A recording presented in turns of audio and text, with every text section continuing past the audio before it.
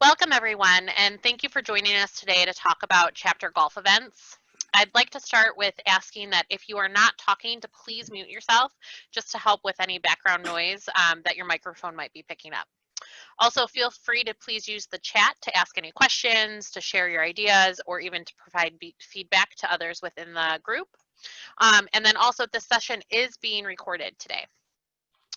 We are having a casual conversation, so we do invite you to ask any questions that you may have, also to share your own experiences and ideas throughout the hour. We know that this isn't a one-size-fits-all type of thing, and we really hope that you share in the conversation.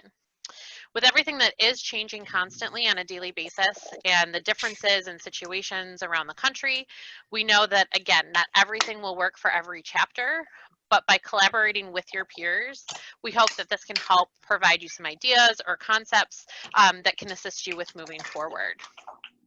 The Minnesota chapter just had their golf event on June 29th. So we asked Tim Bromes, who's the Minnesota CED, to start off the conversation today with sharing their experience, including what worked, what didn't, what were some of the challenges, and what they learned through this process. So we'll just get it started right away, and I'll turn it over to you, Tim.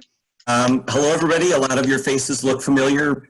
Some of you I don't know that I have met, but we did have our golf tournament a week ago. Yes, it was so exciting. It was super fun.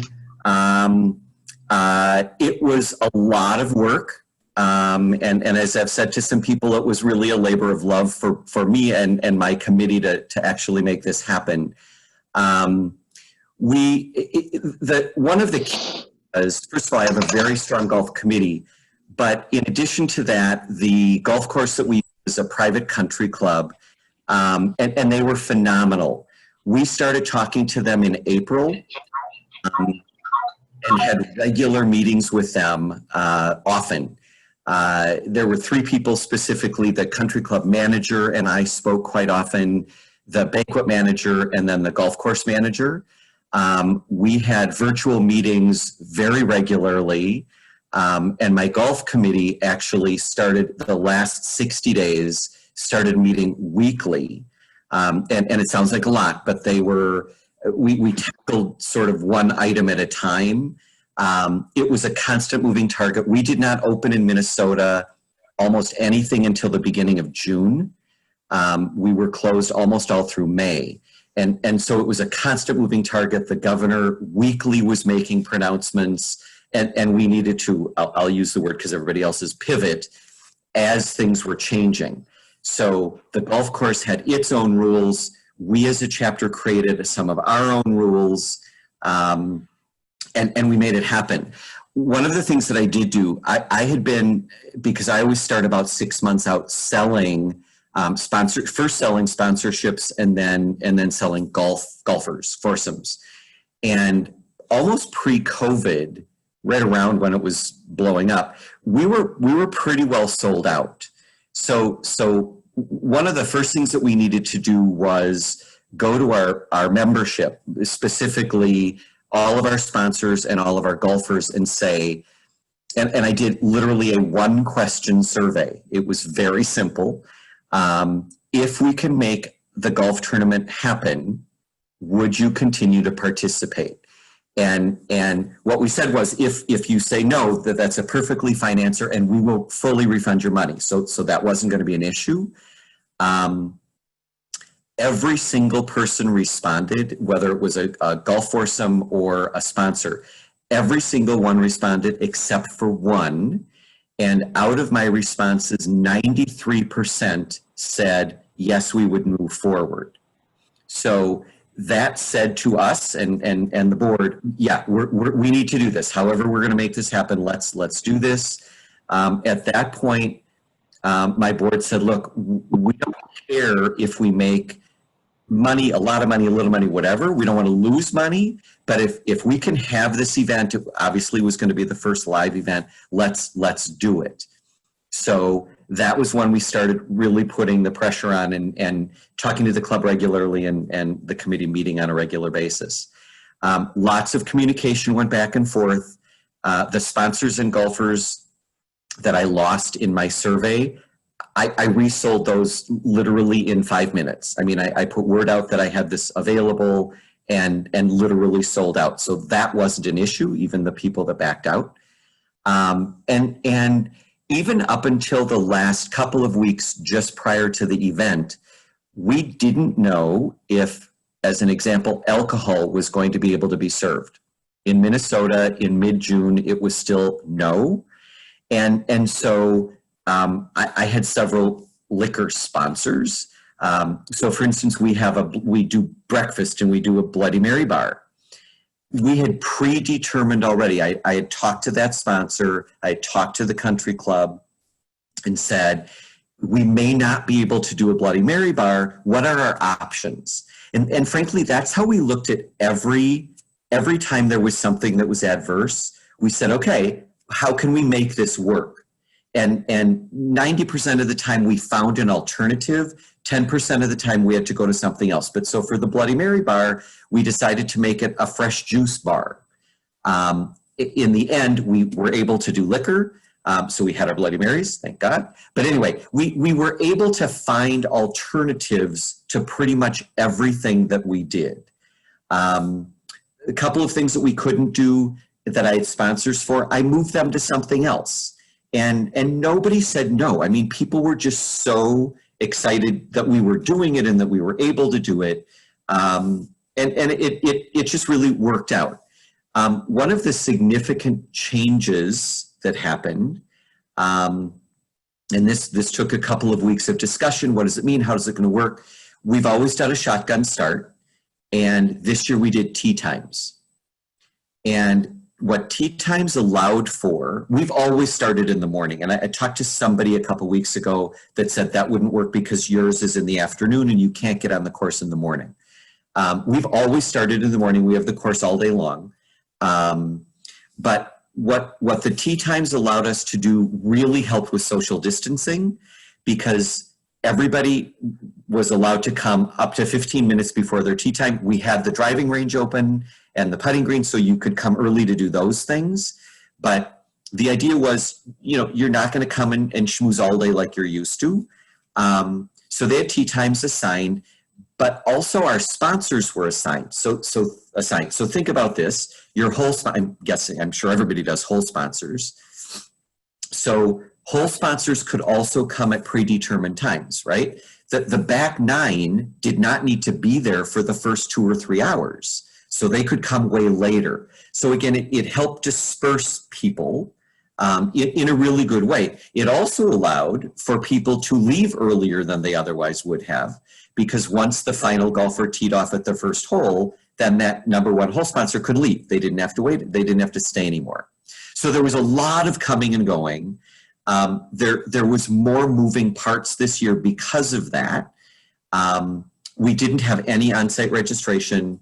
One of the things that the golf course required, which was great for me because I could finally blame somebody else for why I needed this information, nobody was allowed at the golf course that was not pre-registered. So I had to have everybody's names and everybody's email addresses ahead of time, like 4 or 5 days ahead of time. And nobody checked that. I mean, the golf course, but they had the names. I mean, the golf course wanted to know who was coming, because they've got responsibility and liability also. They had a form not to sign, but that I had to send out to everybody coming to the golf course. I sent it out electronically. We also handed it out the day of. We had a disclaimer. I have 2 attorneys that are on our board. So we had a COVID disclaimer that said, well, it said what it said. If you're sick, don't come. You're coming and that you may get sick, those sorts of things, and we're not liable. That actually was on my signature line for like 2 months. So every email that I sent out had that on there. Whether or not anybody read it is irrelevant. It was there. We also had that in our program, even the day of. We did do printed programs. And the tea times people really liked. I think people were a little concerned about it at first, but I think people really did like that. We had some additional adversity because it rained in the morning. It poured in the morning at like 8 o'clock, which is exactly when our first tee off was. So there was a lot of texting and emailing. Tim, are we on? We always are on unless the golf course shuts down. So we're a little delayed, but again, I mean, that work, we made it through that as well. We did not, the one fairly significant thing that we obviously couldn't do, we always have a banquet, an awards ceremony and banquet afterwards. We obviously couldn't do that. We did it virtually. So our tournament was on Monday. We did it virtually the Wednesday after, so like 2 days later. We did a PowerPoint slide presentation. I had a photographer at the golf tournament. So I already had photos by Wednesday. We did a little slideshow. I had a drone at the tournament. We did some drone footage at the event, the virtual event. And then we did all of the awards, and we did a raffle. So we always have a raffle. And I did it anyway. I pre-assigned everybody a raffle number. And then okay, don't tell, my wife drew the raffle ticket, raffle cards. And so that's how we gave out raffle prizes during the ceremony. And then they were all gift cards. So then I mailed them out. It worked. It worked. We, like I say, we tackled everything one thing at a time. It felt a little overwhelming in the beginning, but it worked. So that's sort of a quick 15-minute overview. Maybe I'll stop and let people ask questions. Yeah, Tim, we do have a couple questions. Okay. The first one was, how many players did you have for the event? Great question. So our typical course is 144 when we've done a shotgun. It's 2 foursomes on every hole. We purposefully, and I easily could have sold 144, we purposefully went down to 128. And we did that for a couple of reasons. With our tee times were every 10 minutes. Starting at 8 o'clock with 128 golfers, our last tee time was at 1:10, which meant they were going to be golfing till 6 or 7 anyway. We didn't want it to go beyond that. And it helped, again, with crowd control. So it was a few less people, but that was purposeful. So we had 128 instead of 144. A couple people that I've talked to have asked about pricing. We did not change any prices. All of my sponsor prices remained the same. My golfer prices remained the same, even though we didn't do a banquet. And nobody said a word. Nobody complained. Great. The next was, how did hole sponsors feel about having time slots and not having to be there all day? Did they like being able to leave at certain times and arrive at certain times? They loved it. They absolutely loved it. Because I did it every 4 holes, I think it was. So holes 1 through 4 had to be there at 7:30, and then they were in hour shifts after that. So there were some hole sponsors that didn't have to show up till 11 or 11:30, and then they were there all afternoon. The ones that were there in the morning, they were done at 1. So they really liked it. We did, let me expand on hole sponsors for just a minute. We had special hole sponsor rules for hole sponsors this year, COVID-friendly rules. So we do a best hole sponsor competition sort of thing, and we've got random people that do our judging and so on. And it's based on a number of things. So one of them is like the most excitement, the most enthusiasm that you show, the games that you play, that sort of thing. So first of all, we limited our hole sponsors to a maximum of 2. You could not have more than 2. We give them 6, I'm showing you, 6-foot tables. And they had to be on opposite ends of the table. Their games had to be touch-free. So if you wanted a golfer to use their own golf club, that was fine, but you couldn't give them something that anybody else was using, that sort of thing. Their swag had to be individually wrapped and sitting on their table, so somebody could just grab one. It was those sorts of things. Nobody complained about that at all. I also offered that if they wanted to get me their swag ahead of time, I would bag it for them in our swag bags ahead of time. Whole sponsors loved it. We actually did some, so we had 18 hole sponsors, but then in some cases there were more than, we added some things. So we hired a pro this year that could hit your ball for you. So that was on a hole. So that was we had a host the pro sponsor. So that was a second person on that hole. So we had some holes that had some extra people at them this year. The next question was, how was the pace of play and was it easier to manage?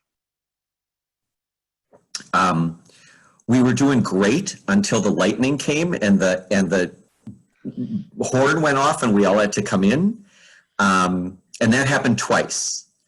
Thankfully it was fairly early, so there weren't a lot of golfers out there yet. But it kind of put us back like 45 minutes. Before that, we were sort of on track. Play was actually about the same. We were not sure how that was going to be, but we typically do a 5.5 hour, 5 hours and 45-minute round with 144 golfers, and it was about the same. So that didn't really change at all. Great. The next question relates to the raffle. Did people only have one chance to win? Yes. So I asked, there's a couple ways that we get raffle prizes. We ask all of our sponsors to provide, the request is a $50 gift card that will go into the raffle. Not all of them do, it's not required, but we do ask that of our sponsors, and I probably had 20 some raffle gift cards. And then CAI throws money in as well. And we buy some gift cards because we want lots of people to win prizes. So no, once your raffle ticket has been called, you're out of the box. You can only win once. The next question is, how did you handle lunch? Oh, great question, because with me, it's all about the food. So we did, this took a little while to work out with the club, but it worked beautifully. So we normally do a light continental buffet breakfast to go along with our Bloody Mary bar. So this year we did breakfast bags. We had a breakfast sponsor, and you got like a bagel and cream cheese and a fruit cup and I don't know, something else in your bag. So as you showed up, anybody before 10 o'clock could just grab a breakfast bag and take that to go. And we made stickers. I did a lot less signage this year because there weren't going to be people in the right places. So we did stickers for the bags, thanking our sponsor and saying who the breakfast sponsor was. That's how breakfast was. Then everybody that was there that day got lunch, which was also bagged, pre-bagged. And it was huge. It was like an enormous amount of food. It was deli sandwiches and potato salad and coleslaw and an apple and an orange, and a cookie and chips and a bottle of water. That was sponsored, also had its own sticker. And then for anybody that was there in the afternoon, we did snack bags. And I had a sponsor for that. For snack bags, it was like skewers of salami and cheese and mozzarella and tomato, like kind of nice skewers of stuff. So we fed people all day long. We also do a margarita bar, and that's at the Turn, and we did that. The other thing that we added this year, for those of you that heard me talk about this, it was like the most exciting thing ever. One of the members of the country club owns a Dairy Queen and let us use, he delivered a freezer full of Dairy Queen. So everybody could just eat Dairy Queen all day long. And it was like 1,000 degrees after the rain. So it was great. This next one kind of goes along with the food. For your bars, did you have a bartender serving everyone or was it pre-mixed? Bartender, there was a bartender. So even like in the morning we had coffee, even that had to be served by the country club. Nothing was self-serve. Great. Now that you've done both shotgun and tee times, which do you think you would choose next year? That's a great question. The golf committee has its wrap-up meeting tomorrow. So I can't answer that question. What I will say is that the surveys that I did, and I got a bunch of surveys back, I did electronic surveys, they really liked tea times. I mean, and a lot of people said, yeah, I wasn't sure about this and that. And they were like, yeah, this really worked out nicely. Now, you can't do tea times if you're going to have a banquet, because my earliest people were done by 1 o'clock. My late people weren't done till 7. So I'm guessing that post-COVID, we'll go back to a banquet and then likely have to go back to not tea times. But it worked. It really worked great. One other thing that I didn't talk about that I should, or somebody will ask anyway. We required, so because of in Minnesota, you can only have 1 person per golf cart. And so we required that for every foursome, we always have 2 carts per foursome. You had to have 2 walkers. Nobody complained. You know what? That's a lie. I lost 1 foursome because of that, and I already had a waiting list for foursomes, so I didn't care because I sold it anyway. But that was the rule. All of the clubs could be on 1 cart, and you're swagging whatever. But 2 people could ride, 1 in each cart, and 2 people could walk.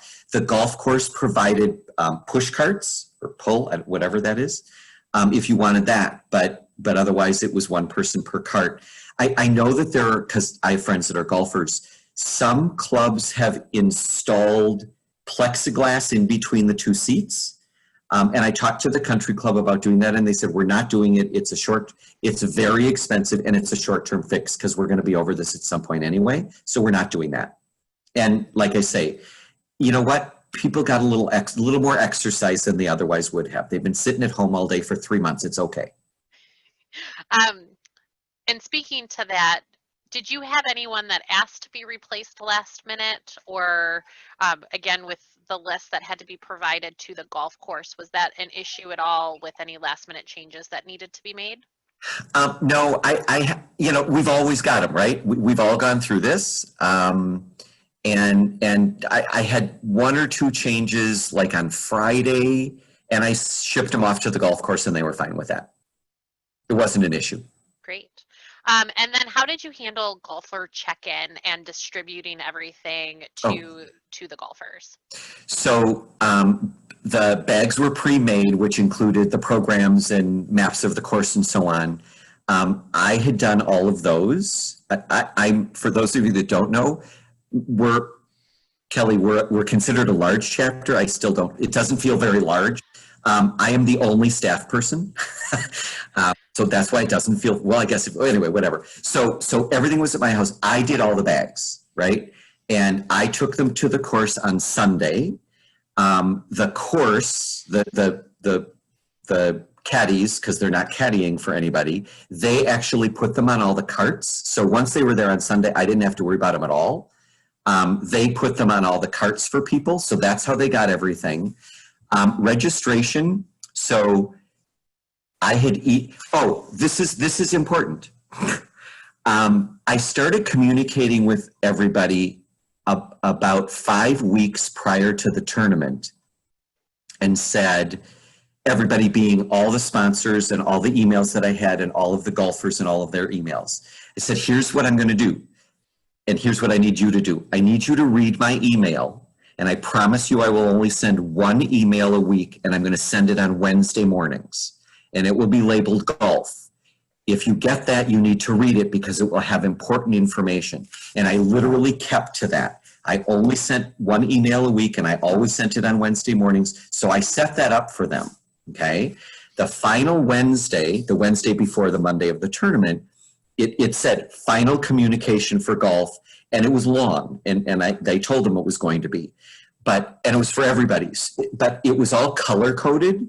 So if you were a golfer, you were 1 color, and if you were a sponsor, you were a different color. And then I attached all of the lists that they needed for that day. So the sponsors had their list, golfers had their list, and it was in order by tee time. They were all assigned tee times. Sponsors, they were all assigned arrival times, and everybody got all of that.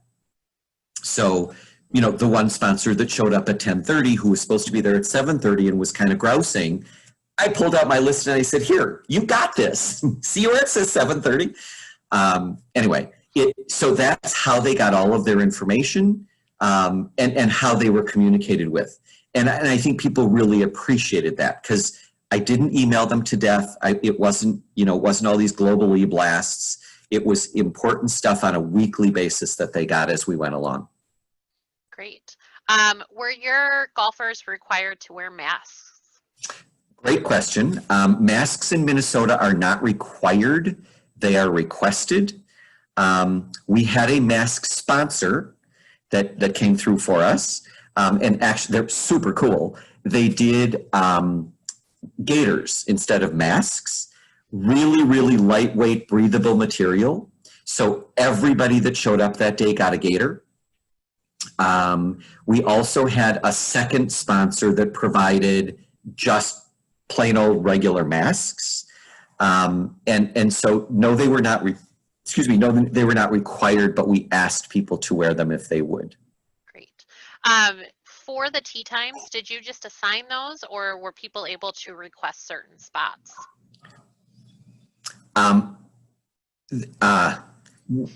In theory, no, they were not allowed to request. What I did do, I had some sponsors that were also golfers, and so I made some accommodations for them. We also have, in Minnesota, we do it's called an annual partner program, and people pay various amounts of money to be involved in that, and I always give them preferential treatment. So if my titanium partner says I want to tee off at 10 o'clock, I'm like, okay, you can do that. So, but for the most part, they were just randomly assigned. Great. Did you allow sponsors to serve alcohol at the tees? So yes, that's actually a golf course rule.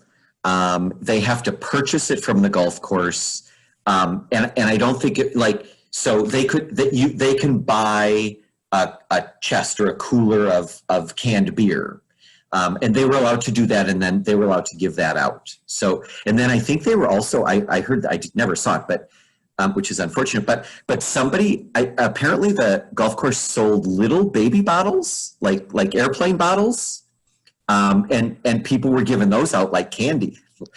Damn, I missed that whole. But yeah, so that's fine with me. We did also new this year was that we had a cigar bar, and I stole that from somebody else. I heard somebody talking about that a while back. And we did a cigar bar, and that was great. People love that. I didn't realize so many people smoke cigars, but hey.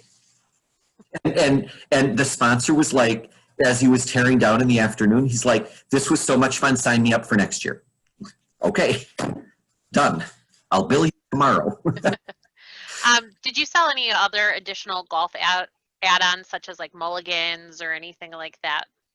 We do a bundle, and our bundle includes one mulligan per person, and I think they used to. This seems silly to me, but I think they used to like actually give people like a chit that says mulligan, and so everybody got one. I don't know why, but anyway, you get one mulligan per person, and it's on the honor system. We didn't give them anything for that. There's what's it called? A grenade, where you could, and everybody gets one grenade. And what that is you can pick up your own ball and throw it instead of hitting it with your club. That's called a grenade launch or something. So our bundle includes one grenade per person, one mulligan per person, and then a licorice rope. Everybody gets a licorice rope, and then they can use it for whatever they want. And so the only thing that we had to give them was the licorice the day of, right? And the way that we did that, well, wait, hang on. So mulligan, the bundles had to be pre-purchased. We often sell them the day of. We did not do that this year, had to be pre-purchased and paid for ahead of time. And that actually worked because it seemed like more people bought them knowing that they couldn't buy them there. So that was good. They got their licorice rope on the first tee. So somebody asked earlier, Kelly, I'm sorry I didn't answer this, about registration, how we did registration. So we normally have this massive registration table with a bunch of people and it's chaos, right? None of that this year at all. I had a registration sponsor, and they were great. They had 10 or 12 people kind of throughout the day. They were all wearing logoed shirts that said, ask me or register, whatever it said. And we had them waiting down in the parking lot, guiding people as to where to go, whether we had a special place. If you were a sponsor, you went to one place to get your cart, others for golfers. We had 2 people at the first tee, kind of keeping golf moving. And if you had bought a bundle, because they had that list, they would give you your licorice rope there. So once our last person teed off at 110, all the registration people could then leave also. Registration was so much easier this year than it's ever been. That's great. Can you remind everybody how far apart the tee times were scheduled? 10 minutes. 10 minutes apart. That was driven by the golf course, not by me. We haven't had our golf outing yet, but it is July 24th. We had a lot of the same rules that Tim had, except for we are doing a shotgun. With the amount of golfers, the course that we're at is very large. They can stage the shotgun, so it's social distancing. Our registration is, our sponsor has clipboards, similar to what Tim's doing. They will meet, stand out by the parking lot, guide people where they need to go. Our course is able to use 2 people per golf cart in Michigan.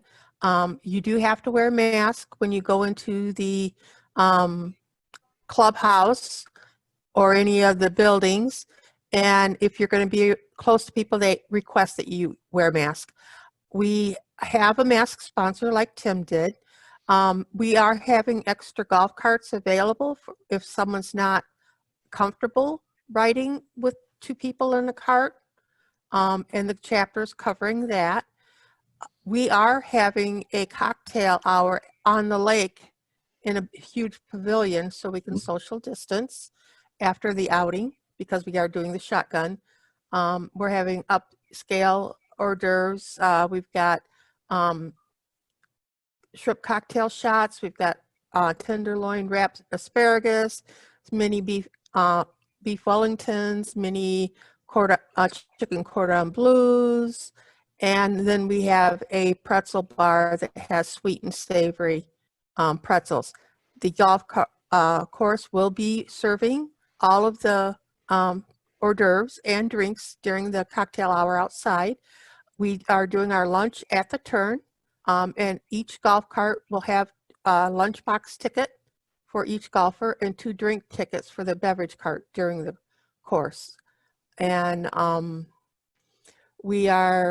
just trying to think, like I said, we're using a lot of similar things like Tim.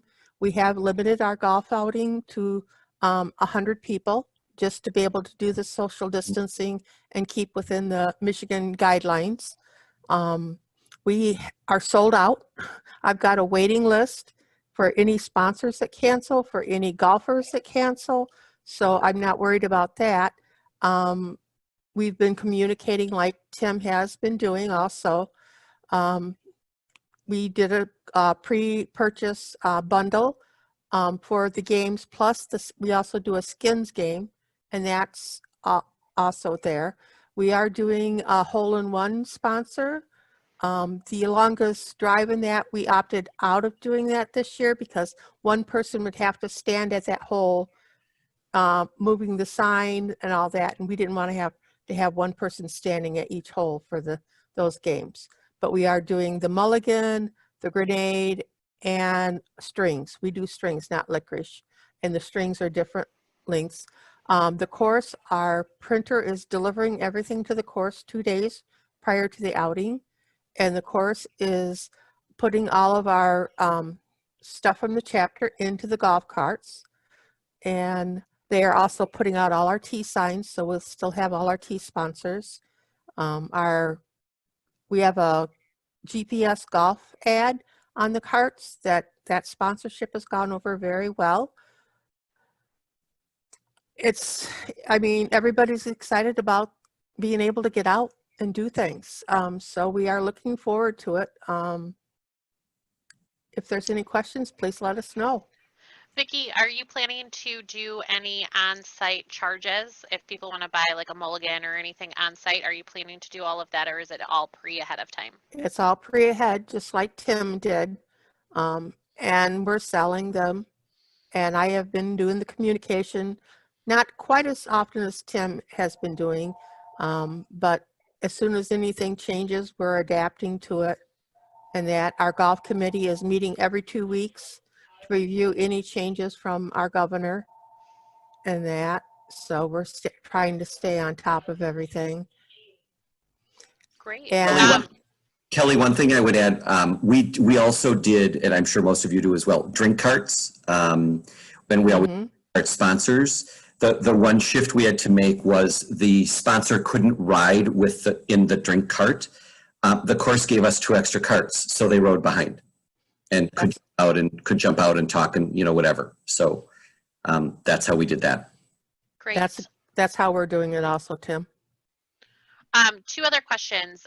For the food bags that you guys are doing, did that come directly from the course, or did you bring those? Nope, the course did them. Okay. And then someone had asked about what the licorice was. Tim, could you go into a little bit more depth what that was? So Vicki just mentioned the string. So the first year that I did this, I was told, I'd never done this before, twine, and to do different lengths of twine. Well, so I'm sitting in my living room and I'm cutting all of this ridiculous twine, which then went into a bag and I brought it to the course and it was all knotted up with each other. I'm like, well, this is ridiculous.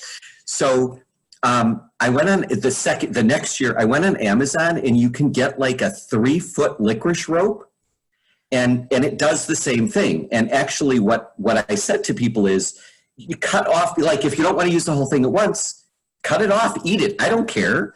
But so that's what the licorice rope is. You can move your ball to whoever. I saw the question in the chat. What's this thing about licorice? You're able to move the ball, whether it's licorice or rope, the length of the licorice, and you can only use it. I mean, once you've used up your 3 feet, it's gone, or however many feet you have, it's gone. Actually did it a little differently this year for all sorts of reasons. I didn't use 1 3-foot licorice rope. I love Amazon. I bought Sour Patch shorter ones that are 1 foot each, and everybody got 2 or 3, I think it was. So different, whatever. It was fun. It was fun. You could put them together. Great. If anyone else has any questions and you want to take yourself mute and ask your own question, that works perfectly too. I know another question that came in was, how did this fare at the end of it compared to last year, or compared to budget and what you were expecting to bring in from the event? So we actually, this is a fundraiser for us. I know for some of you, it's huge money. For us, it is a fundraiser. We always make money. We actually made more this year than we have in past years. Primarily because I had all my same sponsors. I mean, I raised all of the same money. We didn't have to pay for the banquet. And that's a big number. And while I have a banquet sponsor, I shifted him to something else anyway. And at the end of the day, we ended up making a few $1,000s more, I mean, potentially 20-25% more than I had than my I have a pre-COVID budget and a COVID budget. My COVID budget's way better than my other one. So we did well. And again, I mean, my board would have been happy if we would have just broken even, and yet we're making more than we'd budgeted for. So that's good. I just saw a question, Kelly, in the chat. We charge $80 for a bundle. I don't know why. It means nothing to me, but when we used to sell them on site, we charge $80 ahead of time, and if you buy the day of, it's $100. But we didn't offer that as an option this year, so it's $80. Again, I don't know where that number came from, the committee. So we make a couple grand, for us doing nothing on bundles. No, yes, $80 per foursome. Great. Keep the questions coming in, but I'd also like to open this up for anybody else who is in the planning stages of this, that maybe you guys want to share some of your ideas of what you're doing or something that's been successful so far for you. I will say, I have spoken to a couple people, and the biggest takeaway that a lot of people are saying is to make sure you're in that constant communication with the golf course, that they have these rules, that with everything changing on a regular basis, that they were the biggest partner with them in this, and that they felt they wouldn't be able to be successful without that partnership with the golf course. So just making sure that you're continually talking with them, talking to them about ideas, kind of like Tim said earlier, how to pivot if they couldn't do the Bloody Mary bar, what could we do instead? So that we can still have a sponsorship opportunity, even if it's not the same one that we're always used to, and still to be able to give something to those golfers or to those attendees. So again, just making sure you're staying in constant communication. We had, Kelly, I'll add this. One of I mentioned that we had a lot of rules for sponsors that were going to be out on the golf course. Well, actually, for anybody that was going to be out there. I required all of my sponsors to supply with them, bring with them a bottle of hand sanitizer to have at their tables.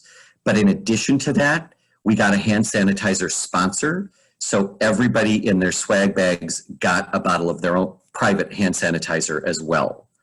And people just jumped at the chance to do this stuff.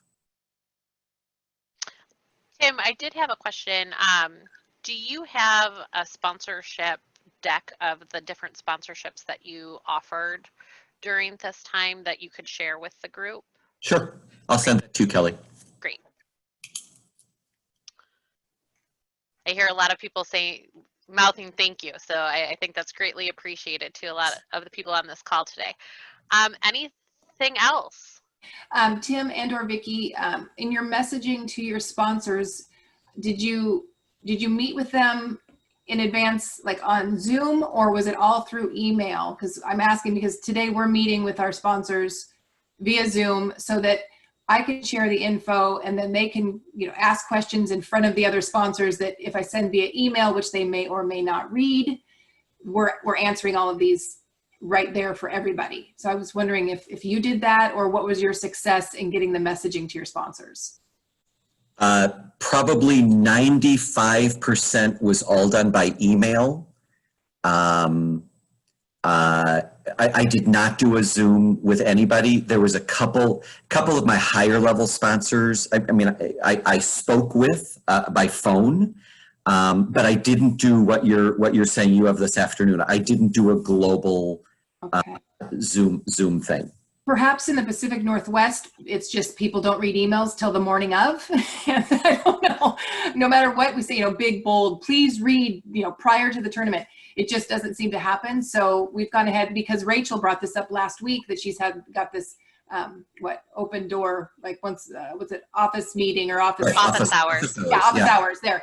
And so I thought, oh my gosh, that'd be fabulous. So we're doing that today for them. And we're going to probably employ this for other things as well, just to be able to talk freely and answer the questions that we may not have been able to, where we don't know the question they might ask. Right. So we're hoping this is a success, and I'll let you guys know on another meeting. What I did is I personally reached out to each of my sponsors that we had already sold the packets to, and first off to let them know that we're still planning it and what was going on, and to watch for my email. But I do have a Zoom meeting scheduled with them a week prior to the our golf outing, just to respond to any questions, let them know of any additional updates, just to have that extra personal touch. Tim, we do have a question too. If you bought event insurance for this? Not.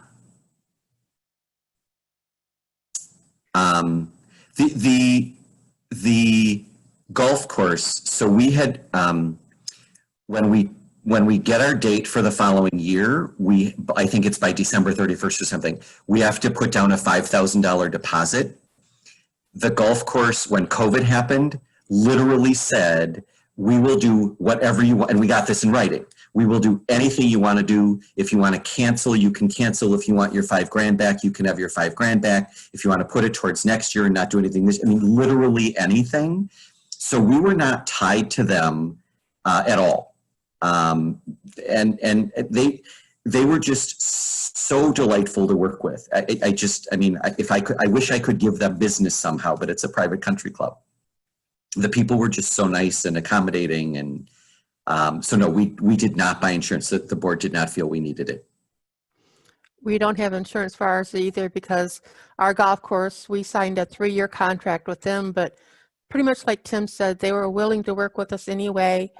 We had to put $1,000 deposit down, and they said that if we had to cancel within a week prior to our event, they would only charge us $500. So our board didn't feel we needed to worry about the insurance.